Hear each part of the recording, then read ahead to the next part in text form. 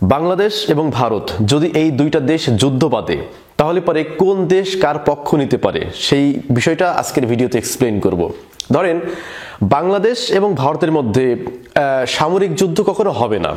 যদি কখনো হয় বা এরকম অবস্থা সৃষ্টি হয় তাহলে পরে কোন দেশ কার পক্ষ নিতে পারে। প্রথমে আমি ভারতের বিষয়টা ক্লিয়ার করি।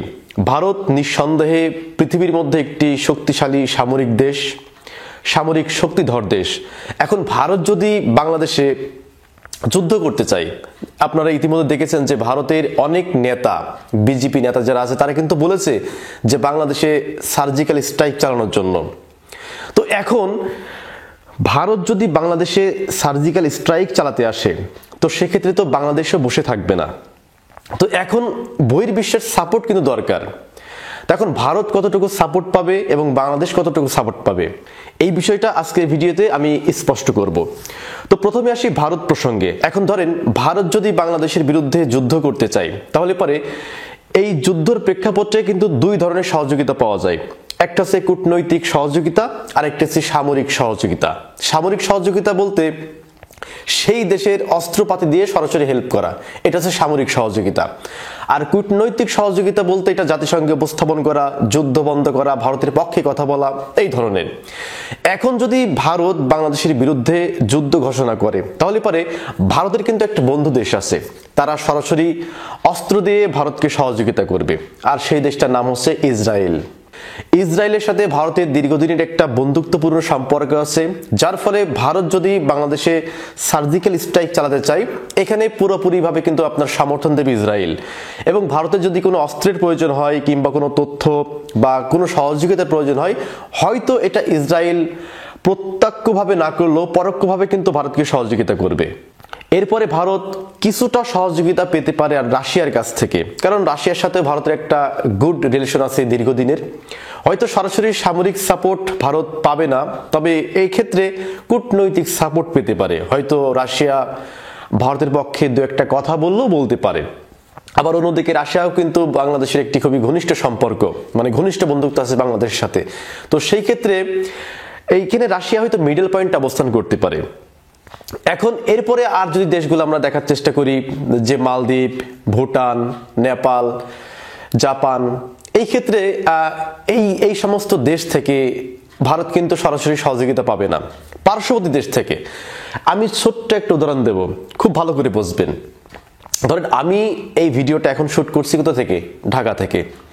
এখন আমি যদি বলি যে আমি বিশাল বড় কিছু হয়ে গেছি, আমার চট্টগ্রামে আমার এক বড় ভাই আছে, সে একজন এমপি।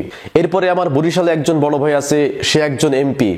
এরপরে আমার হচ্ছে সিলেটে একজন বড় ভাই আছে। এরকম দেশের শেষ প্রান্তের বেশ কয়েকটা জেলাতে যদি আমার 10টা ধরেন বড় ভাই আছে, তো এখন আমি যদি ঢাকাতে হঠাৎ করে বিপদে পড়ি, ওই 10টা বন্ধু কিন্তু আমার বাঁচাতে পারবে না, বা বড় ভাই এসে আমাকে ইনস্ট্যান্ট বাঁচাতে পারবে না।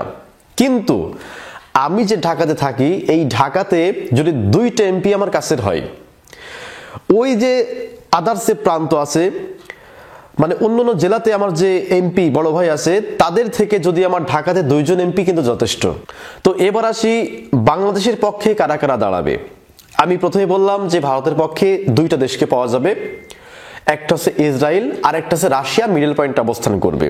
কিন্তু বাংলাদেশ যদি ভারতের সাথে যুদ্ধে জড়ায় তাহলে বাংলাদেশকে সাপোর্ট দেওয়ার মতো কোনো দেশ আছে? আছে। বাংলাদেশকে সরাসরি সামরিক সাপোর্ট দেওয়ার মতো একটি দেশ আছে, আর সেই দেশটির নাম হচ্ছে পাকিস্তান। শুধুমাত্র বাংলাদেশের পাশে থাকবে এই প্রত্যয় নাই। যদি দেখে যে বাংলাদেশে ভারত হামলা চালিয়েছে, বাংলাদেশকে অস্ত্র দিয়ে, সামরিক বাহিনী দিয়ে সহযোগিতা করার জন্য প্রস্তুত আছে পাকিস্তান। পাকিস্তান প্রত্যক্ষভাবে ঘোষণা দিয়ে কিন্তু বাংলাদেশের পাশে দাঁড়াবে। এরপরে বাংলাদেশের পাশে জোরালোভাবে কূটনৈতিক সহযোগিতা, এরপরে আপনার সামরিক যে অস্ত্রগুলো লাগে এইগুলা দিয়ে বাংলাদেশকে সহযোগিতা করার মতো আরেকটি সবচাইতে শক্তিধর দেশের নাম হচ্ছে চীন। কারণ চীন ভারতের মিত্র না, এবং তারা তাদের যে বর্ডারে কিন্তু সবসময় উত্তেজনা বিরাজ করে।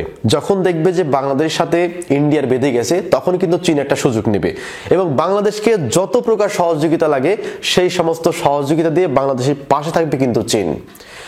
এরপরে আদার্স যে কান্ট্রিগুলো আছে সেই সমস্ত কান্ট্রি থেকে বাংলাদেশের পক্ষে একটা মৌন সমর্থন পাওয়া যাবে। এবং আরেকটি দেশ আছে বাংলাদেশকে সমর্থন দেওয়ার মতো, সেটা হচ্ছে তুরস্ক। রিসেপ তাইপ এরদোগান তিনি দেখেছেন যে রোহিঙ্গা ক্রাইসিস থেকে শুরু করে বাংলাদেশের প্রত্যেকটা বিপদে তিনি জোরালোভাবে কিন্তু বাংলাদেশের পাশে দাঁড়িয়ে কথা বলেছেন এবং বাংলাদেশকে অর্থ সহযোগিতা দিয়ে বাংলাদেশকে সহযোগিতা করেছেন।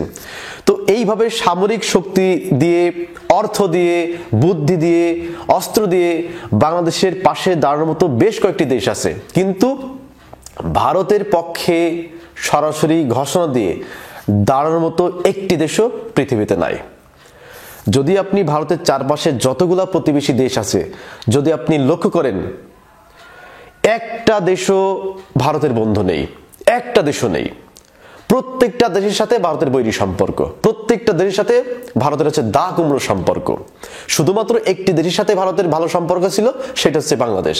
বাংলাদেশ বাদে বিগত বছরগুলোতে ভারতের সাথে গুড রিলেশন একটা দেশও পাওয়া যাবে না। ইভেন ইউরোপের দেশ কানাডা, সেই কানাডা পর্যন্ত ভারতের প্রকাশ্য শত্রু, মানে তাদেরকে সাইবার সন্ত্রাস হিসেবে তালিকাভুক্ত করেছে।